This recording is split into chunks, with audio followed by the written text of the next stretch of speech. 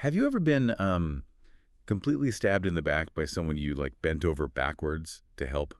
Because today we are taking a deep dive into a visceral diary of exactly that kind of betrayal. Yeah, it is a really intense read. We are unpacking the English Standard Version of Psalm 35, which is an ancient text attributed to David. Right, and our mission here is to really extract the raw human emotions of injustice from this text, because honestly, the feelings are just terrifyingly relatable for anyone listening. Oh, absolutely. I mean, the opening alone is shockingly aggressive. The author literally asks the divine to grab a, quote, shield and buckler and draw a spear and javelin against their pursuers. Wait, literally a shield and buckler? That sounds so intense. It is. And, looking closely at those weapons tells us a lot about the threat level here. Like a buckler isn't some massive wall shield. Oh, it's not. No, it is a small, highly maneuverable shield used in close quarters, hand-to-hand combat. So this isn't artillery fire from miles away. Wow, so the enemy is right in their face. Exactly. It is deeply intimate and, frankly, terrifyingly personal.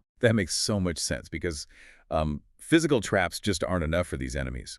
The text actually says they dug a pit and hid a net for the author's life, totally without cause. Right, without any provocation at all. Yeah. And once they realize the author hasn't fallen into the physical pit, they pivot straight to character assassination.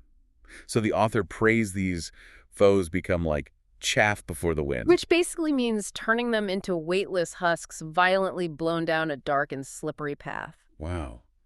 A dark and slippery path. It is the ultimate relational whiplash. You can really feel the demand for total disorientation there. I mean, the author wants them to experience the exact same panic they caused. Yeah, explicitly asking that the net they hid ensnares them instead. It's like, you're just trying to be one of the quiet in the land, as the text says, minding your own business. Just trying to live a peaceful life. Right. To put it in a modern way for you all listening, it is like donating a kidney to a trusted colleague, and while you're in the hospital recovering, you find out they are secretly plotting to ruin your reputation at work.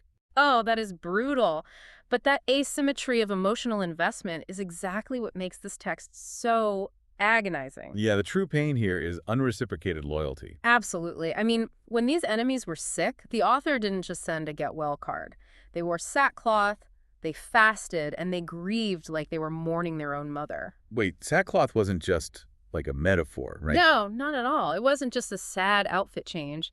Sackcloth was a coarse, agonizingly itchy garment. Wearing it was physically painful. Oh, wow. So they were trying to physically manifest the suffering. Exactly, so their friends wouldn't suffer alone. But the second the author stumbles, those same people gather and tear at him like profane mockers at a feast. That is so dark. They are literally celebrating his pain. And they don't even stop at mocking. They actively fabricate lies. The text calls them malicious witnesses. Listen to how the Hebrew changes the entire tone here, though. We read malicious witnesses, which, kind of sounds like office gossip. Yeah, it sounds pretty mild, all things considered. But a footnote in the translation points out that the original Hebrew actually implies violent witnesses.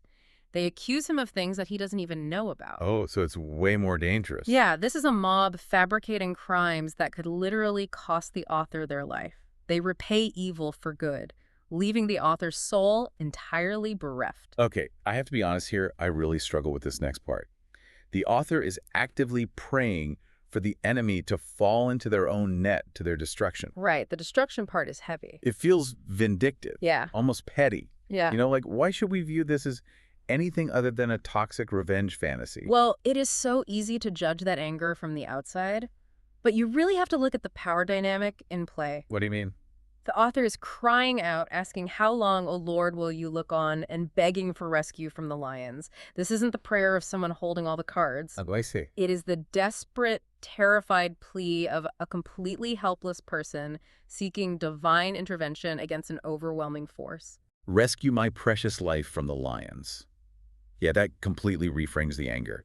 It is a survival mechanism, not just pettiness. Exactly. And despite that deep despair, the text boldly pivots. It does. The author envisions ultimate vindication. They promise to give thanks, not just alone in their room, but the great congregation and the mighty throng. Right, moving from isolated, whispered suffering to a promise of loud, communal rejoicing.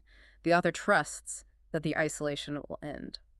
It really is an incredible journey, from total isolation back to community. And it leaves you with something fascinating to ponder today. What's that? Well, if the author's ultimate goal is to stand up and boldly tell of your righteousness all day long, does the very act of writing down our deepest, most painful betrayals serve as the necessary first step to reclaiming our power?